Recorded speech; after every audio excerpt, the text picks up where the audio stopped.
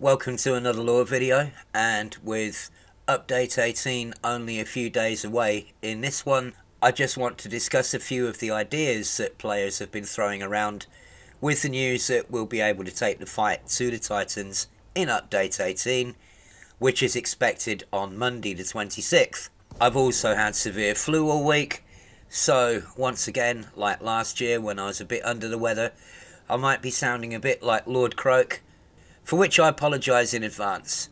Just ahead of the update like this is, I think, the right time to sit back, take stock of the war so far, and consider where it could go from here.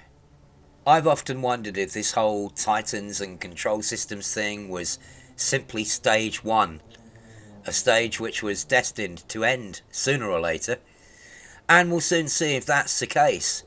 Was this war only ever going to be about taking out the systems around the Titans and then taking out the Titans themselves? Or is there more to it? I've been hoping so for a while. And we are, whatever else has happened, closer to finding out now. How we fight this war could be all about to change. And as we can't make any progress at the moment anyway, people are just going to where they can have some fun. Usually one of the invasions, catching up on engineering and experimenting. One such experiment that happened last weekend was hosted by the newly formed Xeno strike force, composed of various pilots, some from AXI, some from other groups. They're conducting a variety of tests in the war zone, but the important part is all their operations are very specifically targeted. All of them are done in wings, and all of them are pulling in people from all different disciplines, AX, rescues, deliveries and so on, for some very specialised experimenting. This is taking cooperative play beyond where people have taken it before, even when we were all working together to defeat the war machine. And good on XSF for doing this. They've got some really interesting stuff that they're getting into, and I'll be following them with interest. Well, we joined forces with them for an experiment at 97 Itori, where we had an old-style burning Coriolis station last weekend. And because it's a damaged port, the Scythes hang around it like vultures, just waiting for rescue ships to pick up passengers and critical wounded so they can jump on you. The problems start if the station or somebody else kills one of the Scythes. If that happens, then all hell breaks loose, and scouts and interceptors jump in and basically keep coming. We also tried in 70 Tori at the damaged outpost there, partly for comparison with a large starport, but mostly because the instance at the Coriolis sadly got too laggy. That can happen, that when you go into a large burning starport and dock, and while you're picking up passenger and wounded missions, a Scythe gets killed outside, so when you come out of the mail slot, it's straight into a group of Scythes, scouts and interceptors, which can get very hectic very fast.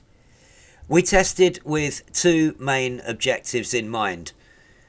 If we had some anti-Xeno pilots distracting the Thargoids so the rescue ships could get in and out and be largely ignored, would that work? And the answer is generally yes, but you still have to be careful if you come out of the starport at a busy time when you have AX pilots and Thargoids going at it hammer and tongs. It's very easy to get caught in the crossfire, so watch where you're going and try to boost away from the combat. Things like shutdown fields and FSD reboot missiles will also still work on you, so you have to be ready to counter those. The instance at a damaged port ramps up fast. As soon as a Scythe gets shot, as soon as a Scythe gets destroyed, scouts and interceptors come in a seemingly endless stream. So the second thing we wanted to know was, is it really endless? Or could a skilled anti-Xeno wing exhaust the instance? We found that to all intents and purposes it is inexhaustible. A single wing of highly experienced anti-Xeno pilots could not exhaust the instance, and the enemy just kept coming. As Commander Mediocre succinctly put it, they're nuts. It's official. Damaged ports are insane. They used to be boring for Thargoid kills because the anti-Xeno conflict zones vanish when the port is damaged, and the Thargoids you get from random encounter didn't used to provide a steady enough stream of kills for our AX allies to do very much with, which is why they always used to ask for an attacked port when we picked our targets, because then they could farm the conflict zone all day. But now, since the introduction of the scythe, the instance at a damaged port ramps up faster than a conflict zone and doesn't stop. It's mental. And it would also indicate and continue to show this strong thematic connection between damaged ports and abductions. Which makes sense because it's at damaged ports where you theoretically have the most people in need of evacuation, and it's also the only place to get critically wounded missions. If you look at the way the scythes behave, if you were to leave them alone, and if you had passengers or wounded on board, they'd rip them from your ship, but they would then leave. They're not interested in destroying you like the glaive is. We've observed this behaviour time and time again, and there are some videos online by Commander Meccan and others showing this phenomenon as well. Again, that seems to feed into the whole sort of they don't want to hurt us and this is all a big misunderstanding thing, and they might even be trying to save us in some way. Whatever the truth, we had a blast at the weekend, and the squad members who took part said it was the most fun they'd had in weeks, so huge thanks to Commanders Mediocre, Meccan, Shadow, and anyone I've missed for being fantastic hosts and organising the event. The Xeno Strike Force is now doing practice runs in the Titan to work out the tactics they're going to use when we get these new weapons, and we wish them all the best with that and with all their experiments in the future. Nice one, guys. That was a brilliant weekend. I know you were all exhausted by Sunday night, but it was absolutely worth it. Wicked. In the last video, I thought perhaps the Thargoids might have learned how to program Guardian relics, and the relics turning green was the result. This article, though, puts an even more interesting slant on it than that. About the relics, they're confirming in this article that they were crystalline supercomputers, and what they still are. They relayed data across the Guardian's information networks, and their transformation into unclassified relics or pickles or whatever you want to call them at Thargoid surface sites was actually caused by an inbuilt defense mechanism which could perhaps be weaponized. Ramtar discovered that exposure to certain electromagnetic frequencies caused the Guardian relics to open and activate clusters of microscopic nanites. These react aggressively against Thargoid biotechnology by disrupting it on the molecular level. Most significantly, tests proved that these nanites are unaffected by the anti-Guardian field generated within Maelstroms. And so then it goes on to talk about how the weapon will be shielded anyway just to protect it in flight. And it ends by saying that the community goal that is currently running, as we suspected there would be one, that is indeed now running to bring materials to mass produce these missiles with, and the plan is for simultaneous attacks against all 8 Thargoid motherships. So, the Thargoids didn't reprogram the relic. The relic reacted in self-defense to being put in a Thargoid machine and reprogrammed itself. And here we are, using Guardian technology against Thargoids again, after finding some new properties to play with, bearing out the idea that we're still only scratching the surface of Guardian technology. This clarification of what's happening with the relics suggests 2 things to me. Firstly, the Thargoids still haven't been able to work out how to adapt to Guardian technology, only to negate some of it with electromagnetic pulses like the Orthrus has, or with constant energy fields like in HIP 22460, at the Titans, and in the passive field of the glaive. Secondly, as I speculated before, Guardian technology does indeed appear to work by rapidly adapting to Thargoid technology and quickly learns to defend itself and target Thargoid engineering, which bears out the speed of development described in the Guardian Codex. So, on top of not being able to adapt to Guardian technology very well, Guardian technology can adapt faster than Thargoid technology and has the ability to adapt to Thargoid technology already built in, and that's a double whammy of bad news for the Thargoids. Let's just hope the Guardians never see us as the enemy, because if they ever do, be afraid. Be very afraid. Which brings us to the weapon itself. The lack of nanotechnology in Elite Dangerous has been notable by its absence, so I suppose it was inevitable that it would appear sooner or later, and very few people are seeing it as a good thing. The question has already been asked on Galnet News Digest and by many players as well, and that question is this weapon any more acceptable than the mycoid virus? There may not be the same level of dishonesty that surrounded mycoid, where Jameson was told it would only affect their frameshift drives, and found he'd been lied to only after firing the missile and seeing it kill Thargoids as well as their ships, then finding his own ship had been sabotaged so that he would crash land on the nearest planet and die to stop him blowing the whistle on Inra. There's no deception of that nature this time. This time we're told, up front, what this weapon is going to do. But I'm not sure that's much consolation, because what it does is just as nasty, and maybe even more nasty. Attacking the Thargoids at the molecular level, slowly destroying someone molecule by molecule, that not only sounds absolutely evil, but extremely painful and sadistic. Yes, you can say all weapons are designed to destroy an enemy, but guns and bombs are normally designed to do it quickly, so using them in a sadistic way to make an enemy suffer before they die is a human choice. Albertezro is the one puzzling me at the moment. For years, she hated the way the superpowers who funded Aegis wanted her to make weapons all the time under the constant threat of withdrawing their funding if she didn't, and she often spoke out saying we should be doing more to understand them. In the voice logs where Shojine told us the abducted people are being held inside the Titans, she also mentions that Albertezro has been helping her to try and understand the Thargoid signals her implant is picking up by using musical instruments as an analogy.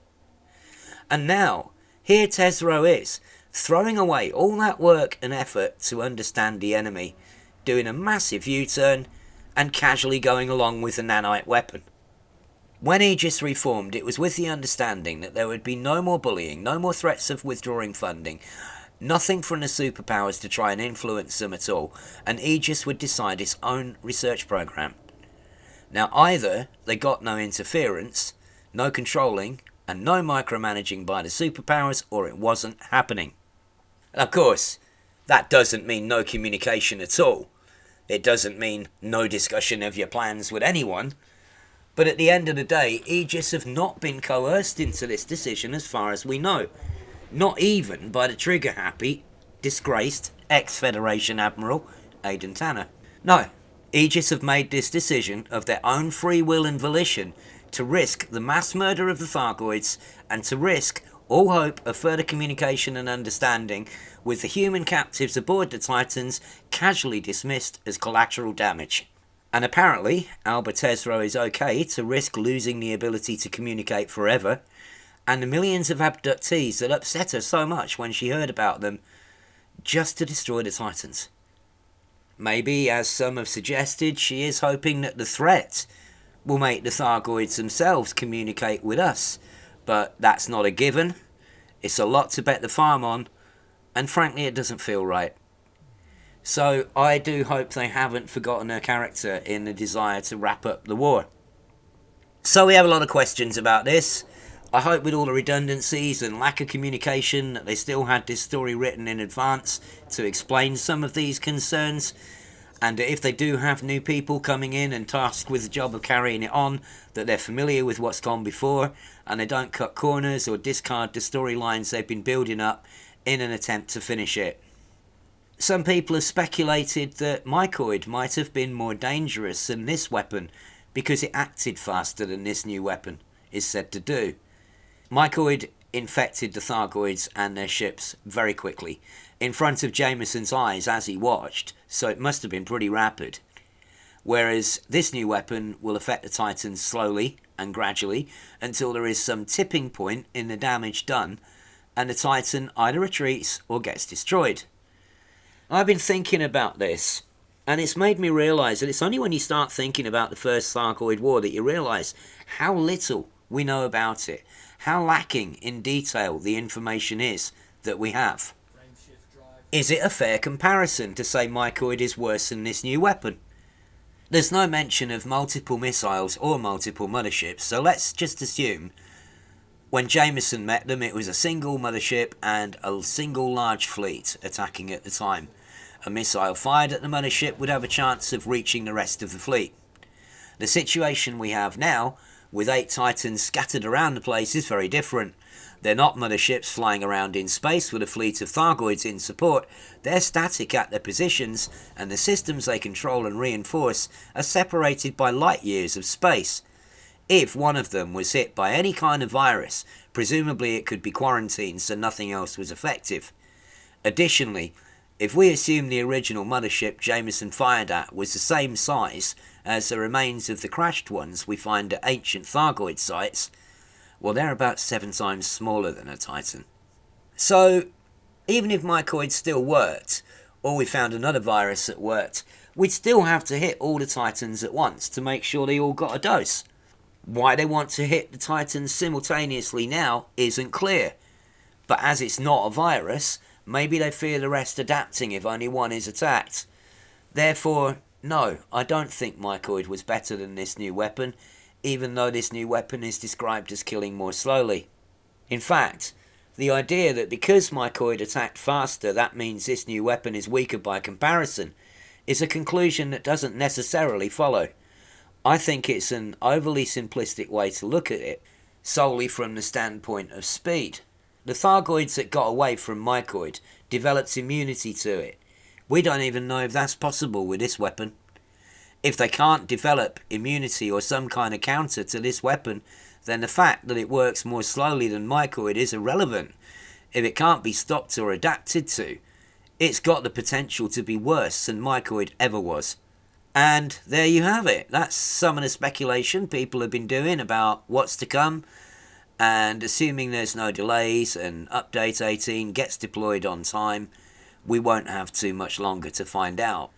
I'll probably let the dust settle before doing the next one, give everyone time to have a play and see what we all discover, and then take a look at what Update 18 has added to our Elite Dangerous experience. Till then, have fun with the new stuff when it arrives, stay safe, and as always, thanks for watching.